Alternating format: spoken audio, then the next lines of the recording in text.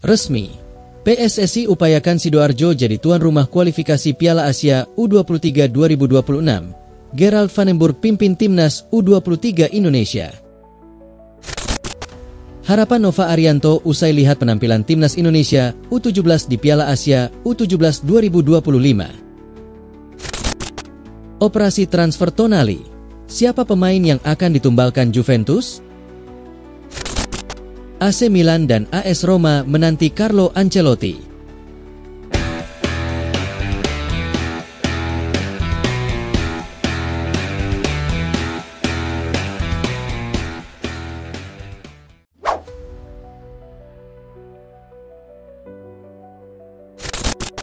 Resmi, PSSI upayakan Sidoarjo jadi tuan rumah kualifikasi Piala Asia U23 2026. Gerald Vandenburg pimpin timnas U23 Indonesia. PSSI memutuskan untuk mengajukan bidding untuk menjadi tuan rumah kualifikasi Piala Asia U23 2026. Kabar tersebut diumumkan langsung oleh PSSI pada Sabtu, 19 April 2025. Dalam hal ini, PSSI mengajukan Stadion Delta Sidoarjo, Jawa Timur sebagai venue pertandingan. Sebagai informasi, AFC akan menentukan tuan rumah kualifikasi Piala Asia U23 2026 pada akhir bulan ini. Sementara itu, untuk kualifikasi Piala Asia U23 2026 akan dimainkan pada tanggal 1 hingga 9 September mendatang.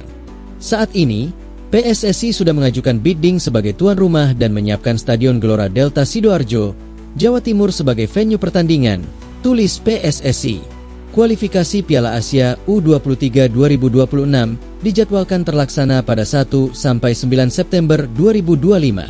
Timnas U23 Indonesia nantinya dipimpin oleh Gerald Vandenburg. AFC akan memutuskan tuan rumah kualifikasi Piala Asia U23 2026 pada akhir April mendatang. Proses drawing akan dilakukan bulan Juni nanti. Untuk babak kualifikasi Piala Asia U23 2026 akan dibagi dalam sejumlah grup. Setiap grup berisi 4 hingga 5 tim.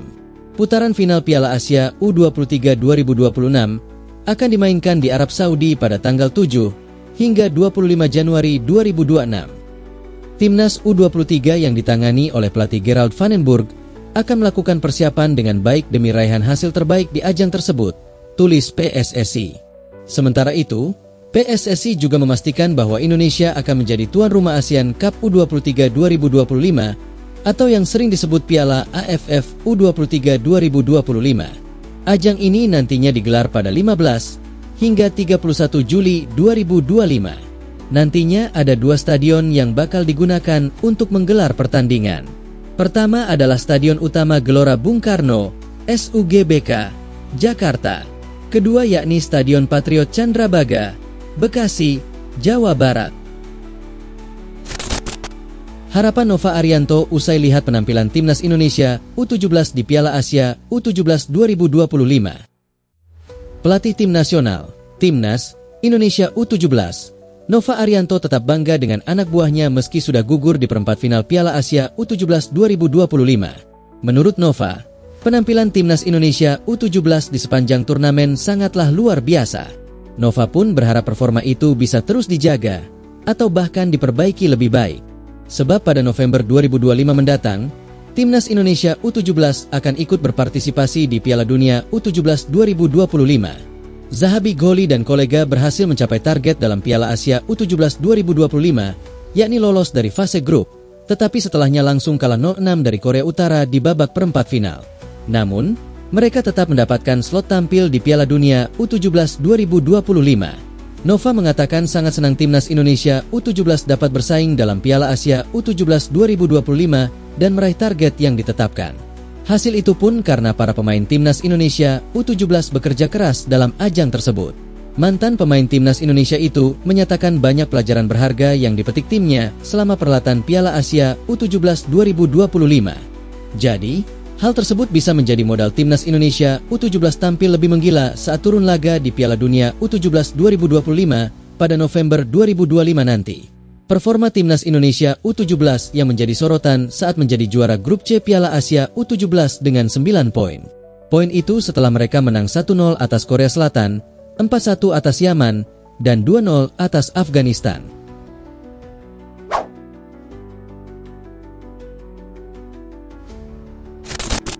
Operasi transfer Tonali. Siapa pemain yang akan ditumbalkan Juventus? Juventus terus menggeliat di bursa transfer menjelang musim panas 2025. Fokus utama manajemen Bianconeri kali ini adalah gelandang timnas Italia, Sandro Tonali, yang kini membela Newcastle. Nama Tonali disebut-sebut sebagai kepingan penting dalam proyek masa depan Juventus yang tengah membangun ulang identitas tim. Menurut laporan Tuttosport, seperti dilansir Football Italia, Juventus berencana mengajukan skema barter pemain plus uang tunai untuk menurunkan harga Tonali. Raksasa Serie A itu menyadari bahwa nilai transfer sang gelandang terlalu tinggi jika harus ditebus secara tunai penuh. Oleh karena itu, manajemen membuka opsi melepas salah satu dari dua bintang mereka, Dusan Vlahovic atau Douglas Luiz. Keinginan Juventus merekrut Tonali bukan kabar baru. Sejak masih berseragam Brescia dan kemudian AC Milan, gelandang berusia 24 tahun itu sudah masuk radar Turin. Kini, dengan kondisi yang tak sepenuhnya stabil di Inggris, Juventus melihat celah untuk kembali memulangkan sang playmaker ke Serie A. Nama Douglas Luiz dikabarkan jadi opsi pertama dalam paket barter. Gelandang asal Brasil itu sebenarnya dibeli dari Aston Villa dengan harapan menjadi pengatur ritme permainan. Sayangnya, dia musim ini lebih sering berkutat dengan cedera dan belum mampu menunjukkan performa senilai 50 juta euro yang melekat padanya. Pilihan kedua jauh lebih berat, Dusan Vlahovic. Sang bomber asal Serbia menjadi top skor Juventus musim ini, tapi menolak perpanjangan kontrak yang akan berakhir pada 2026. Situasi ini membuat manajemen tak ingin mengambil risiko kehilangan sang pemain secara gratis. Lautaro sang pemimpin, turam senjata rahasia untuk Barcelona, Inzaghi ala Ancelotti. Inter Milan kembali menunjukkan tajinya di Eropa musim ini. Keberhasilan mereka mencapai semifinal Liga Champions tak lepas dari peran sentral sang kapten, Lautaro Martinez. Sosok penyerang asal Argentina ini mendapat apresiasi dari ex-penyerang Italia, Aldo Serena. Serena, yang pernah membela Inter dan AC Milan, mengungkapkan kekagumannya terhadap mentalitas Lautaro. Dia menilai, dua laga perempat final melawan Bayern Munchen menjadi bukti bahwa Lautaro adalah pemimpin sejati. Referensi utama Inter Milan dalam dua leg melawan Bayern di perempat final tanpa diragukan lagi adalah Lautaro Martinez, ujar Serena, seperti dikutip Football Italia. Selain Lautaro, Marcus Thuram juga mendapat pujian. Serena menilai, gaya bermain Thuram sangat cocok untuk menghadapi Barcelona yang dikenal dengan garis pertahanan tinggi. Mengenai laga melawan Barcelona, saya pikir Inter akan punya peluang, katanya. Performa Inter musim ini juga tidak lepas dari tangan dingin pelatih Simone Inzaghi. Serena bahkan membandingkannya dengan Carlo Ancelotti, terutama dalam hal menangani pemain-pemain bintang. Saya sangat menghargai Simone Inzaghi. Pertama, sebagai pribadi, karena apa yang dia katakan, cara dia membela pemainnya, dan bagaimana dia mengatasi kritik serta krisis, ungkap Serena. Mungkin Chelsea ada di jalur yang salah. Chelsea terancam dari 5 besar Liga Inggris. The Blues memang masih dalam inkonsistensi. Manajer Enzo Maresca minta timnya segera bangkit. Chelsea sementara duduk di peringkat ke-6 klasemen Liga Inggris sementara dengan 54 poin dari 32 laga. Mereka harus finish 5 besar supaya dapat jatah ke Liga Champions musim depan. Persaingan di peringkat ketiga sampai kelima sedang ketat. Berturut-turut dari atas ada Newcastle United, 59 poin, Nottingham Forest, 57 poin, dan Manchester City, 55 poin. Chelsea punya kans menyalip dua tim di atasnya. Namun lain sisi, The Blues juga dibuntuti Aston Villa di bawahnya dengan poin yang sama dan hanya beda selisih gol. Enzo Maresca menyebut, 6 pertandingan sisa di Liga Inggris musim ini selayaknya laga final. Si Biru akan hadapi Fulham, Everton, Liverpool, Newcastle, MU, dan Nottingham. Apalagi, performa tim asal kota London itu sedang inkonsistensi. Chelsea cuma menang 2 kali dari 5 laga terakhir, sisanya 2 kali imbang dan sekali kalah. Para penyerangnya lagi puasa gol, lini belakangnya sering error. Terdekat, Chelsea akan hadapi Fulham pada Minggu 20 April pukul 20 waktu Indonesia Barat. Enzo Maresca minta pemainnya berjuang raih 3 poin. Tekanan terus ada, apalagi terus bertambah besar. Maresca tercetus bilang, mungkin Chelsea lagi ada di jalur yang salah. Roma versus Verona, Giallorossi menang tipis 1-0. AS Roma kembali ke jalur kemenangan setelah seri back-to-back di Liga Italia. Roma meraup 3 poin usai mengalahkan tim tamu, Hellas Verona dengan skor 1-0. Laga Roma versus Verona berlangsung di Stadion Olimpico, Minggu 20 April dini hari waktu Indonesia Barat. Eldor Shomurodov menjadi pahlawan Giallorossi karena gol cepatnya menentukan kemenangan. Dengan tambahan 3 poin, Roma naik 1 peringkat ke posisi 6 klasemen Liga Italia.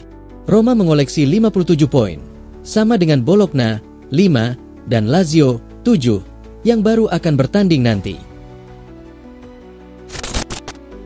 AC Milan dan AS Roma menanti Carlo Ancelotti. Carlo Ancelotti diyakini akan berpisah dengan Real Madrid. Don Carlo diincar timnas Brasil, tapi sepertinya akan pulang ke Italia dan melatih AC Milan atau AS Roma. Setelah Real Madrid disingkirkan Arsenal di perempat final Liga Champions dengan agregat mencolok 1-5, nasib Carlo Ancelotti di ujung tanduk. Sang pelatih deras dikabarkan bakal didepak oleh Los Blancos. Dilansir dari Tribuna, kontrak Carlo Ancelotti sedianya masih berlaku sampai musim panas 2026. Real Madrid malah sudah sibuk cari pengganti, seperti Xabi Alonso, Zinedine Zidane sampai Jurgen Klopp. Carlo Ancelotti turut diminati oleh timnas Brasil. Tak ayal, tim Samba lagi kering prestasi. Beberapa sumber menyebut, Ancelotti diyakini tidak tertarik melatih timnas Brasil. Peluang Ancelotti pulang ke Italia lebih besar. AC Milan dan AS Roma jadi tim-tim terdepan untuk mengantre dapatkan tanda tangan Carlo Ancelotti. Menariknya, Don Carlo juga pernah memperkuat dua tim itu semasa jadi pemain. Koneksi Ancelotti ke Rossoneri lebih kuat. Ancelotti turut pernah jadi allenatore di sana pada 2001 hingga 2009. Dirinya persembahkan 7 titel juara, termasuk sekali Scudetto dan 2 kali menangi Liga Champions. Kebetulan, Milan dan Roma lagi kesulitan bersaing kembali ke papan atas Serie A. Pria berusia 65 tahun itu belum memberikan jawaban soal masa depannya. Fokus terdekatnya, bahwa Real Madrid bisa jadi kampiun Copa del Rey kontra Barcelona pada 27 April mendatang. Newcastle sudah. Unai Emery sekarang ingin habisi Manchester City. Manajer Aston Villa, Unai Emery, meminta timnya untuk mengalihkan fokus pada laga kontra Manchester City usai menang telak atas Newcastle United. Hasil memuaskan didapatkan oleh Aston Villa pada lanjutan pertandingan pekan ke-33 Premier League. Pasalnya, saat mereka menjamu Newcastle United di Villa Park, Sabtu 19 April malam WIB, The Villains berhasil meraih kemenangan meyakinkan dengan skor 4-1. Dalam pertandingan tersebut, Villa unggul lebih dulu lewat gol cepat Ollie Watkins pada menit pertama. Newcastle kemudian menyamakan kedudukan di menit ke-18 melalui gol Fabian Schär. Namun, Villa berhasil mengambil alih permainan di babak kedua dan mencetak 3 gol tambahan untuk mengamankan kemenangan. Gol-gol tersebut dicetak oleh Ian Maatsen pada menit ke-64, gol bunuh diri dan Burn di menit ke-73, dan Amadou Onana pada menit ke-75. Unai Emery sebelumnya mengaku puas dengan kemenangan ini.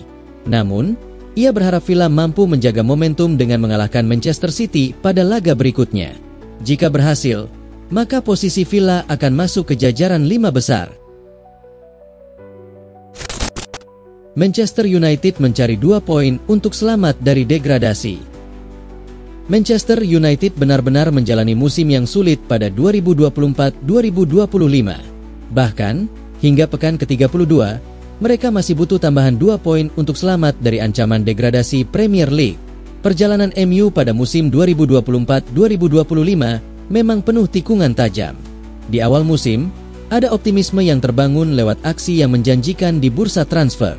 MU membeli pemain-pemain potensial. Namun, para rekrutan baru gagal memberi efek instan bagi performa setan merah.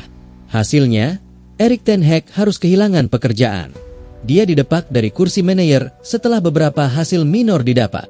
Ruben Amorim ditunjuk sebagai manajer baru dan performa tim belum meningkat secara signifikan. MU bahkan belum pasti bertahan di Premier League musim depan hingga pekan ke-32.